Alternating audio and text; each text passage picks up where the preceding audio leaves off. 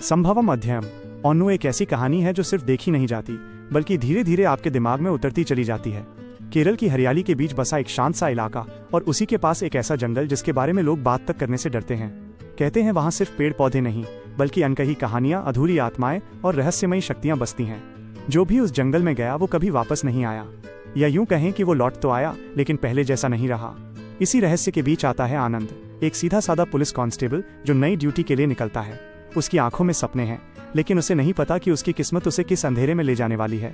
रास्ते में उसकी मुलाकात होती है सब इंस्पेक्टर अशोकन और सीआई रणजी से। तीनों के रास्ते अलग थे लेकिन मंजिल एक होने वाली थी, एक अनजान कॉल। और फिर शुरू होता है उस जंगल की ओर सफर जो सिर्फ रास्ता नहीं बल्कि एक जाल है। जैसे जैसे वे जंगल के भीतर कदम रखते हैं माहौल बदलने लगता है।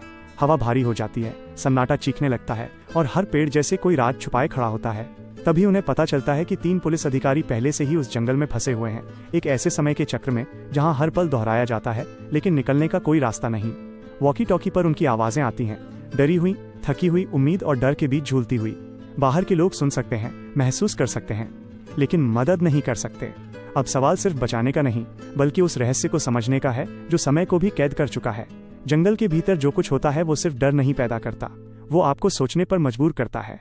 देवी देवताओं और दानवों की कहानियां यहाँ सिर्फ कहानी नहीं लगती बल्कि हकीकत का हिस्सा बन जाती हैं। हर सीन के साथ दिल की धड़कन बढ़ती है और दिमाग उलझता चला जाता है।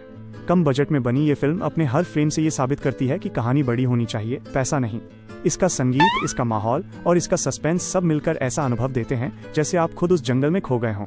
और जब फिल्म खत्म होती है तो कहानी खत्म नहीं होती, वो आपके साथ चलती रहती है, आपके ख्यालों में, आपके सवालों में। मेरी तरफ से इस मूवी को मिलते हैं 3.5 आउट ऑफ 5 स्टार। धन्यवाद।